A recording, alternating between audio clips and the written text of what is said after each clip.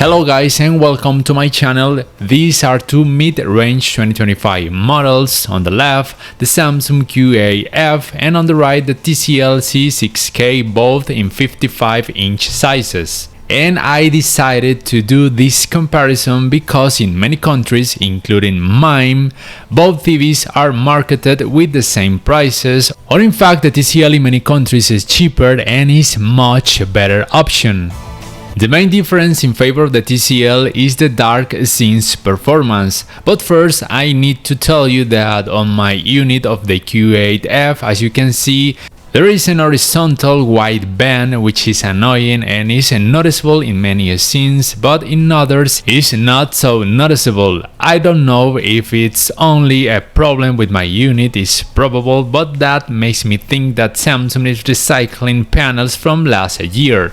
And on the TCL we have the mini LED backlighting technology with a local dimming, which is always recommended not to disable this option, while the backlighting technology on the Samsung is LED edge and it does not support local dimming.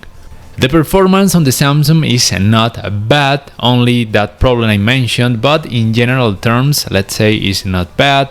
The clouding effect is not so annoying, but of course the results are much better on the TCL because of its backlighting technology, which helped it to show deeper black colors and less clouding, and the blooming effect is not annoying. In terms of picture quality, starting with SDR content, I want to highlight that the TCL has this parameter known as automatic HDR conversion, which helps HDR content looks like HDR by helping to enhance the colors and contrast and level of details, while the Samsung does not have any parameters such as this HDR conversion. But even so, the results are not bad on the Samsung.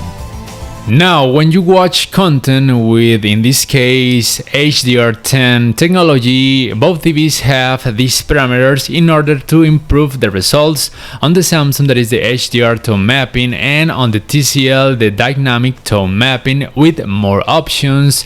You, for example, can decide if you want more brightness, more level of details, or for example if you want a balanced result.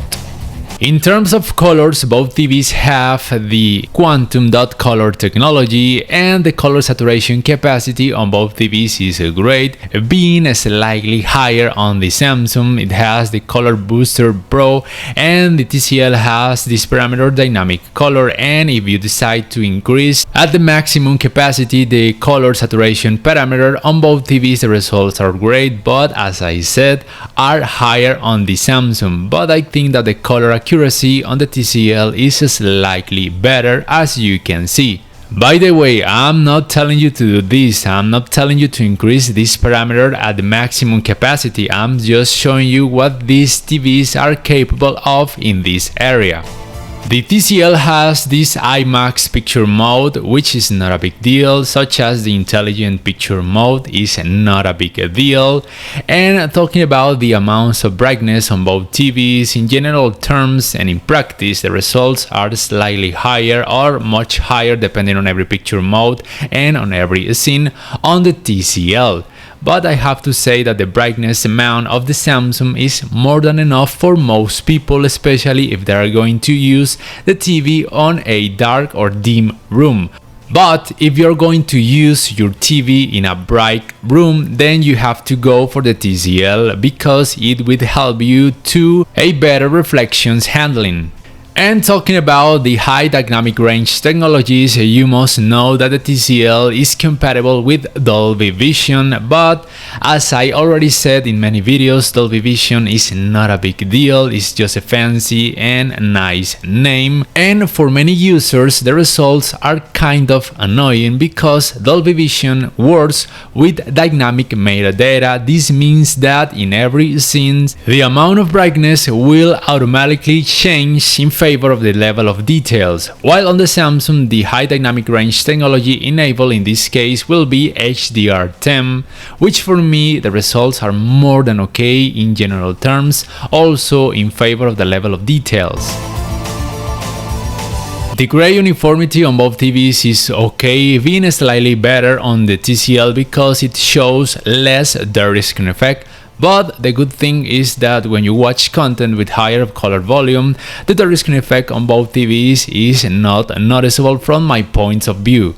Although on the Samsung the borders of the screen tend to look slightly dark, but it's not so problematic. The image upscaling results on both TVs are the same from my point of view. Samsung this year is trying to promote a lot the image upscaling by artificial intelligence, but it's not a big deal. The results are the same on a Samsung TV without artificial intelligence. And remember that none of the current 4K TVs on the market right now will show you a 4K result if the resolution of the content is low. The viewing angles on both TVs are not the best because both TVs have UVA panel, and this is normal. As you can see, colors will look too whitish and lose color volume when the viewing angle is wide. Nevertheless, TCL claims that the panel of the C6K should be called as HUVA, horizontal vertical alignment, which helps to get slightly better results in this area, and it is true, but the difference is not huge. And about the motion handling, I have to say that the results are better on the TCL. It helps more to decrease the judder effect, and the artifacts you can notice when the digital improvement is applied are not so annoying, while on the Samsung are slightly more noticeable but are not terrible at all. Let's say the results are pretty decent on the Samsung but are better on the TCL. Talking about the gaming area, you must understand that the TCL wins. Why? Well, it has two HDMI 2.1 ports compatible with the 120Hz and also the 144Hz up to 4K, while the Samsung is not compatible with neither of these refresh rates. It's only compatible up to 60Hz. Or at least this happens with this version of the Q8F. I don't know if there is another version of the Q8F in other countries. Both TVs have the option for these game bars, and here I want to highlight the game bar of the Samsung because it has more picture modes. These are the picture modes, while the TCL has only 3 picture modes, and the auto picture mode on the Samsung will choose throughout artificial intelligence the best picture mode according to every video game you're going to play. And on both game bars you have other functions, such as for example making an aiming aid appear on the screen, going through the zoom option, among other things. The input lag results in practice on both TVs are more than good. I don't have any complaint about these TVs in this area. But I have to say that the performance with this type of video games with a lot of dark scenes and occasional fast movements is better on the TCL. It has a better motion handling, and of course the results in terms of the clouding effect are much better because of its backlighting technology, mini LED with local dimming. And there is less ghosting effect. In fact, in many cases is almost zero, while on the Samsung you can perceive slightly more ghosting effect, but it is not a super distracting result. It is not super annoying. It's simply that the results are better in general terms on the TCL. Talking now about the smart area, these are the remotes. The one remote of the Samsung is smaller with less keys. It can be charged via solar panel or via USB Type-C, and is more ergonomic, while the remote of the TCL is not bad. I like it too, but I prefer the Samsung One remote, and both TVs have the button for the voice commands. The operating system of the Samsung is Tizen with One UI, and the operating system of the TCL is Android with Google TV customization layer based on Android 12. The fluency or smoothness of the operating system of both TVs is more than good, being slightly better in most cases on the TCL when you want to access to an app, when you want to access to a video, or for example when you want to access to the settings menu, or when you want to increase or decrease the volume. On both TVs, you will have access to these shortcuts and menus when you want to change the picture mode, the brightness, among other things, and you can change the placement of these shortcuts as you can see.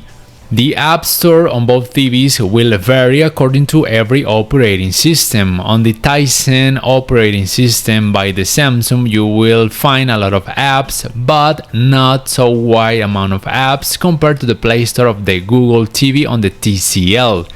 The apps on the Samsung will vary according to every country. You cannot install APK files. And on the TCL, you will be able to install APK files because it's based on Android, while the Samsung is based on Linux. Both TVs are compatible with the multi-view or multi-visual function, which is very helpful for many users. On both TVs, you can access to the ambient mode, or in the case of the Samsung, it's called as art mode.